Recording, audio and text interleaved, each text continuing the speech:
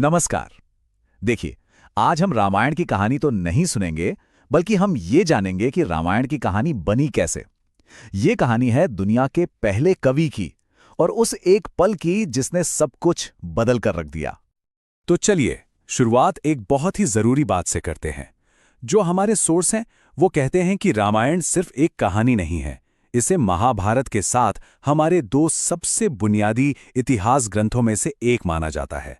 मतलब ये सिर्फ एक पौराणिक कथा नहीं, बल्कि इतिहास का दस्तावेज है, हमारी संस्कृति की जड़। आज की हमारी ये पूरी चर्चा 5 हिस्सों में बटी है।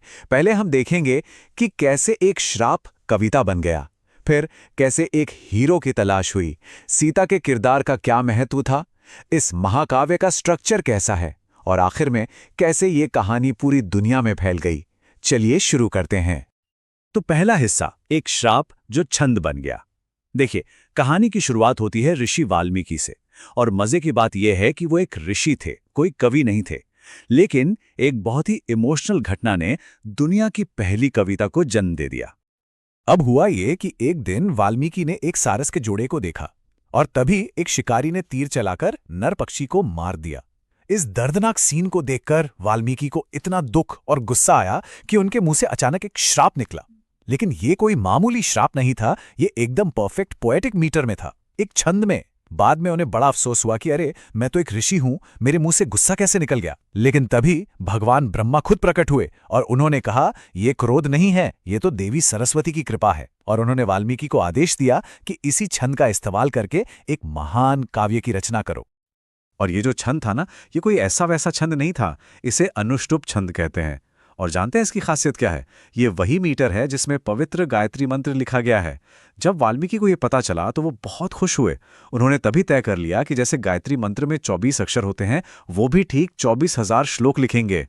और बस उसी पल एक ऋषि दुनिया का पहला कवि यानी आदि कवि बन गया। चलिए अब दूसरे हिस्से पर आते हैं, एक नायक की खोज। वाल्मीकि अब कवि तो बन गए थे, पर अब उनके सामने एक बड़ा सवाल था। उन्हें एक ऐसा सब्जेक्ट चाहिए था, एक ऐसा हीरो जो इस डिवाइन आर्ट, इस दैवीय कला के लायक हो। सोचिए जरा, दुनिया की पहली कविता, आखिर ये किस बारे में होनी चाहिए? कौन होगा इसका हीरो? ये सवाल वाल्मीकि के मन में घूम रहा था। और इस सवाल का जवाब उन्हें मिला ऋषि नारद से। नारद ने एक आइडियल हीरो के लिए एक लिस्ट दी कि वो गुणी होना चाहिए, शक्तिशाली होना चाहिए, न्याय करने वाला हो, एहसानमंद हो, सच बोलने वाला हो, अपने वादों का पक्का हो, और सबसे बड़ी बात, उसके पास चाहे कितनी भी ताकत आ जाए या वो कितने भी बड़े संकट में हो, वो कभी धर्म का रास्ता ना छोड़े। अब ऐसा इंसान मिलना लगभग नामुमकिन था, है ना? लेकिन नारद ने कहा, नहीं, एक व्यक्ति है जो इस लिस्ट पर पूरी तरह खरा उतरता है, और वो थे राजा राम। और बस इसी के साथ वाल्मीकि को अपनी पहली कविता के लिए सिर्फ एक सब्जेक्ट ही नहीं मिला, बल्कि एक ऐसा हीरो मिला जिसका किरदार सच में एक महाकाव्य के लायक था। अब आते हैं तीसरे हिस्से पर, सीता का चरित्र। और यहां एक बड़ी दिलचस्प बात है जो शायद बहुत लोग नहीं जानते। इस महाकाव्य का असली हीरो कौन हो, राम या सीता? इस पर भी एक सोच विचार हुआ था। देखिए, वाल्मीकि खुद सीता के किरदार, उनके बलिदान और उनकी ताकत से इतने ज्यादा प्रभावित थे कि उन्होंने तो पहले इस महाकाव्य का नाम वैदेही चरित्र रखने का फैसला किया था, जिसका मतलब है सीता की कहानी। उनका मानना था कि सीता का त्याग सबसे बड़ा है। पर उनके एक शिष्य थे भरद्वाज। उन्होंने सुझाव दिया कि क्योंकि नारद मुनि ने राम की कहानी सुनाई थी, तो फोकस राम की यात्रा पर ही होना चाहिए। और अपने शिष्य की बात मानकर वाल्मीकि ने इसका नाम बदलकर रामायण रख दिया, यानी राम का अयन या राम की यात्रा। तो ठीक है, नाम फाइनल हो गया, हीरो भी मिल गया। अब सवाल यह था कि इतनी बड़ी कहानी को स्ट्रक्चर कैसे किया जाए। आइए देखते हैं। वाल्मीकि ने पूरी कहानी को 7 हिस्सों में बांटा, जिन्हें कांड कहा जाता है।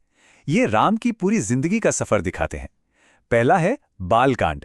इसमें राम के बचपन और सीता से विवाह की कहानी है। फिर अयोध्या कांड आता है, जिसमें राजगद्दी का विवाद और वनवास का टर्निंग पॉइंट है। अरण्य कांड में जंगल का जीवन और सीता के अपहरण की घटना है। इसके बाद किष्किंधा कांड में सुग्रीव से दोस्ती होती है। सुंदरकांड पूरी तरह से हनुमान की लंका यात्रा पर है, और युद्ध कांड में रावण के साथ भयंकर युद्ध होता है। और सबसे आखिर में है उत्तरकांड, जिसमें राम का राज और सीता की अंतिम परीक्षाओं का जिक्र है। ये पूरा स्ट्रक्चर कहानी को एक बेहतरीन फ्लो देता है। और अब हम आते हैं अपने आखिरी हिस्से पर, एक कहानी की अनंत यात्रा। यह देखना वाकई हैरान करने वाला है कि कैसे वाल्मीकि की लिखी एक किताब पूरी दुनिया में इतनी सारी कहानियों की वजह बन गई।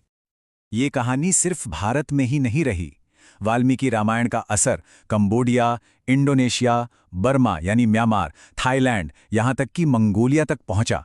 हर कल्चर ने इस कहानी को अपने रंग में ढाला, अपने तरीके से सुनाया, लेकिन उन सब का सोर्स, उन सब की जड़ वाल्मीकि की रामायण ही थी। इस कहानी का प्रभाव कितना गहरा है, इसका अंदाजा आप इसी बात से लगा सकते हैं। कवि तुलसीदास ने लिखा है कि रामायण 7 कोटि अपारा हैं, मतलब 100 मिलियन या कह लीजिए कि करोड़ों हैं, अनगिनत हैं। ये नंबर बताता है कि ये सिर्फ एक किताब नहीं, बल्कि एक जीती जागती परंपरा है, और इस परंपरा का जो बीज है वो वाल्मीकि का महाकाव्य ही है। तो चलिए इसे एक सवाल पर खत्म करते हैं। अगर वाकई करोड़ों रामायण हैं, जैसा कि सोर्स बताते हैं, तो एक अकेली कहानी में ऐसी क्या बात होती है, ऐसी कौन सी ताकत होती है जो उसे इतना पावरफुल बना देती है कि हर पीढ़ी, हर समाज उसे बार बार हमेशा के लिए कहना चाहता है? इस पर सोचिएगा जरूर।